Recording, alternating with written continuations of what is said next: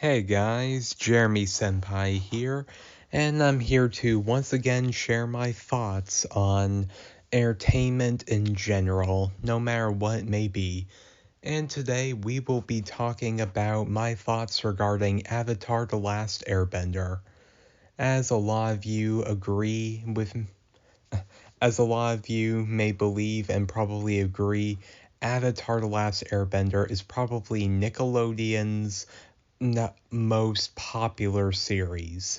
There is a reason why this series has stood the test of time, why we have so many video games, spin-offs, comics, and even the novels, which I'm a huge fan of.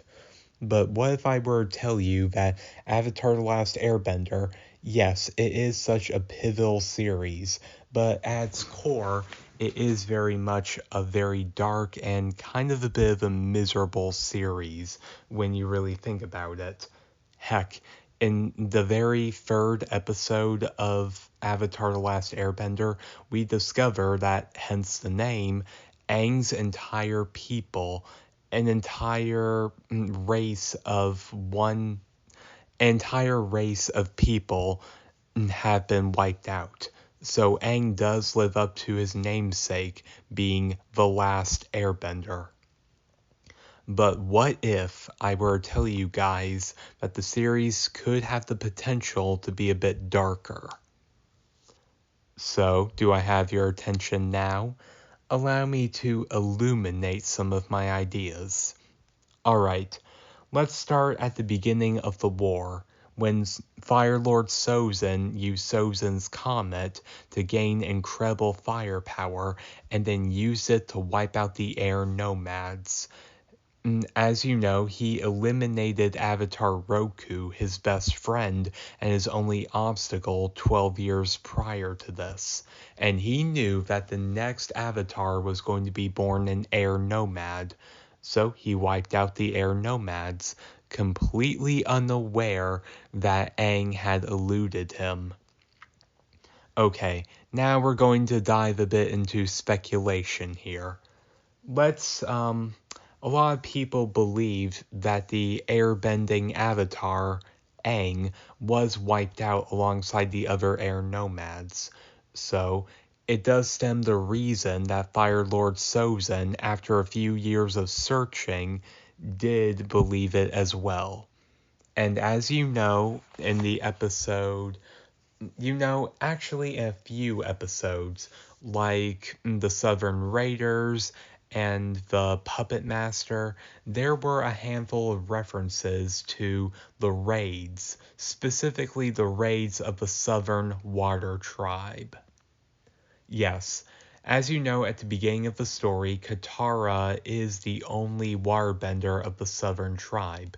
Well, we learn in later episodes the main reason for this is because the Fire Nation conducted raids, taking away the waterbenders.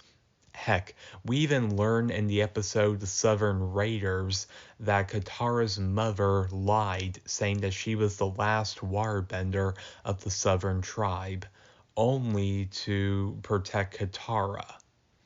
And that's actually what resulted in her being killed off.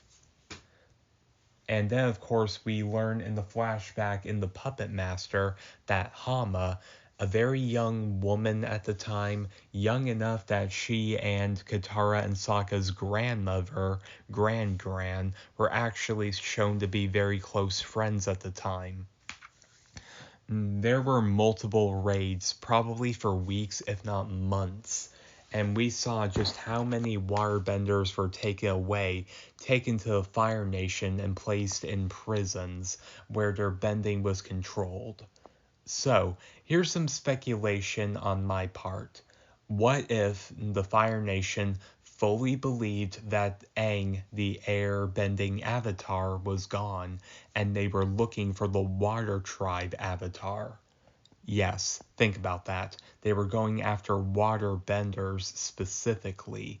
And yes, they did get away with a lot, given the fact that they are going after the Southern Water Tribe and not the Northern Water Tribe, because it is shown to be a glacier of a fortress.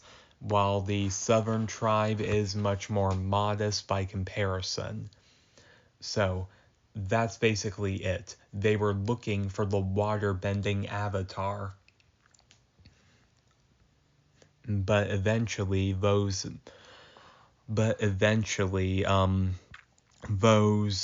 efforts were eventually in vain, because I'm sure eventually they thought that they were getting nowhere with the southern tribe. Either they believed that they got lucky and they wiped out the water-bending avatar, or more likely what they would have believed is that the avatar wasn't born at the southern tribe. What if the avatar was born at the northern water tribe, like Avatar Kuruk was? Or even more likely, what if the water-bending avatar was born in the swamp instead and was a swamp bender? See, haven't I blown your mind just a little bit? Okay, but don't turn away just yet, because things could probably get darker from here. Okay, as you know, at the climax of Avatar: The Last Airbender, Fire Lord Ozai was going to use Sozin's Comet to gain incredible power, and this time he was going to wipe out the Earth Kingdom. Now, it is worth noting that by this point, Fire Lord Ozai and the whole world, by extension, knew that the Avatar was alive, and Aang had already mastered 3 out of 4 of the elements, at least until Zuko came along and taught him firebending. So, Fire Lord Ozai, using his armies and powered by Sozin's Comet, was going to use the power to wipe out the Earth Kingdom. But I also fully believe that eventually that probably would have been the case. Think about it. The air nomads wiped out. They pretty much checked and made sure that the water-bending avatar wasn't a factor. So either they eliminated the water-bending avatar, or the avatar overall managed to evade them again. So the next possible destination would be the Earth Kingdom. So wipe that out, and you take care of the Earth-bending avatar, if you assume that the Avatar was reborn into the Earth Kingdom during the war. So you see where I'm going with this, don't you? This is actually a pretty popular fan theory. What if the Fire Nation was eliminating each of the other nations, the Air Nomads, the Water Tribes, and the Earth Kingdom, so the next Avatar would be reborn in the Fire Nation, and eventually they would find the firebending Avatar, and they would use the firebending Avatar as a weapon.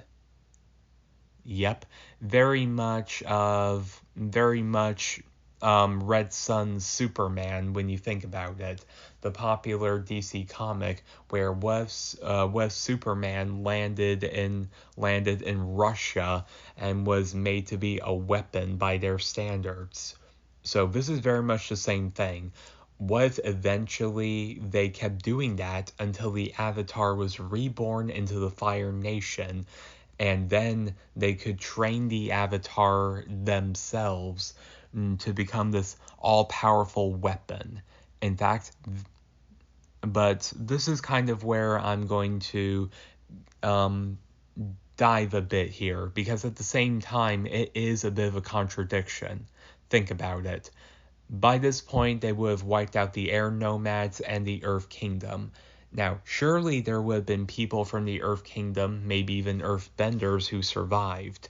In fact, and by this point, there were still waterbenders in the Northern Water Tribe and the Swamp Benders. Heck, maybe even more waterbenders would have been born in the South Pole. So, think about this. You have a Fire Nation avatar who can only firebend. Probably become a master firebender at a young age, just like so many others. But think about this. A firebending avatar who can only use fire and can probably go into the avatar state with the help of the fire sages. But eventually, even this would come to backfire on the Fire Nation. No pun intended. Eventually, this would come back to bite them. Because eventually, if the firebending avatar were to enter the avatar state, then they would be able to communicate with all of their past lives, learning what the Fire Nation has really been up to, everything that they have been taught since they were discovered to be the Avatar, completely up on its head, revealing that the Fire Nation wiped out their previous past lives in the Air Nomads, War Tribe, and Earth Kingdom. So, of course, they understandably would be upset by that. But even more interestingly, there would be no air nomads to teach airbending. The Fire Nation would probably round up waterbenders and earthbenders to teach the firebending avatar, but at the same time, they also run the risk of the earth and waterbenders trying to teach their firebending avatar over to their side. And you want to know something else? It's also possible that the firebending avatar probably wouldn't even get that far either, because there's more of a superstition belief that the avatar has to learn the four elements in a specific order. Aang had to learn air first, then water, then earth, then fire. Korra, she learned waterbending, then earthbending, then firebending, and finally airbending. Kyoshi, she had to learn earthbending, then firebending, then airbending, and waterbending. And Roku had to learn firebending, then airbending, then waterbending, then earthbending. So I'm basically saying this is more of a superstition, if anything else, because Kyoshi did learn airbending without a formal teacher to show her how to do it. Yes, I have read the Kyoshi novels, and there's definitely a lot of interesting things about there. I would love to talk about Kyoshi in a later video, but for now I'm focusing on this dark timeline theory video. Anyway, this is more of a superstition, if anything else, but it's possible that the firebending avatar would never be able to learn water and earth because there were no air nomads to teach airbending. Yeah, just figured I'd point that out right there. Yes, it would be possible to learn water and earth, but it would probably be a bigger struggle by comparison. Now, as opposed to say fire, but it's also possible that the firebending avatar may also just naturally develop airbending, kind of like how Kyoshi did, and kind of like how Korra did with water, earth, and fire in the beginning. But yeah, it's also pretty interesting because I can definitely see the Fire Nation avatar, this basic weapon that was groomed and raised on Fire Nation propaganda. Again, that's probably another video I want to get across because the Fire Nation low-key had propaganda about it. I would love to talk about that in a later video.